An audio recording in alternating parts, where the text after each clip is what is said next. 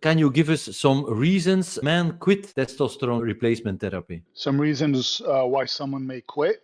Yeah. So I am of a belief that if you begin testosterone replacement for the correct reasons, you should stay on it forever.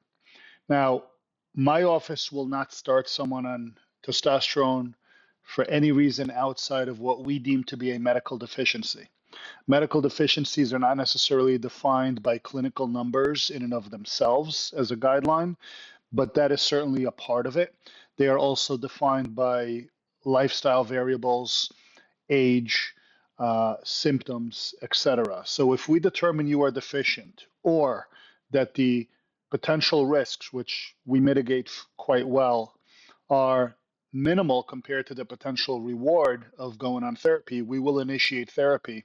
And generally, that will be a lifelong or presumably, hopefully, a lifelong venture.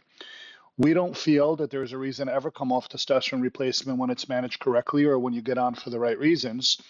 And therefore, I see no medical reason for someone to discontinue treatment unless there are environmental factors or self-destructive factors. So, for example, I will not treat smokers.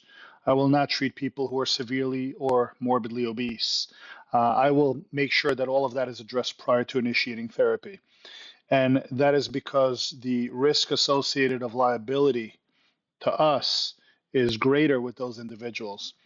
With that said, that is just my philosophy on treatment. With that said, there are people who often choose to come off for various reasons. It could be a personal decision, which I don't necessarily have to agree with, but I have to respect from a patient's perspective. Or it may be another provider who disagrees with the treatment and talks the patient into coming off, which again, I don't have to agree with, but oftentimes I have to sort of mitigate. Why people come off? People come off because they feel that they're not feeling a tangible benefit to treatment, which oftentimes I try to tell patients there's many intangible benefits that you may not necessarily feel. It doesn't mean the treatment's not working for you. It just means that if your symptoms are unresolved by treatment, perhaps those specific symptoms are secondary to other causes, which you should explore. Sometimes people have a provider who doesn't feel that they should be on testosterone, whether it be a urologist, endocrinologist, cardiologist, or primary care provider, and they talk them into coming off treatment. Again, I don't necessarily agree with it, but those are the most common reasons that I see why men discontinue treatment. Like I said, I don't agree with them, but those are probably the most common. Sure.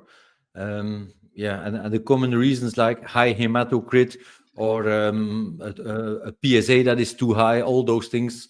Right. That's usually why another provider will tell them to come off. Again, we don't necessarily agree with that philosophy.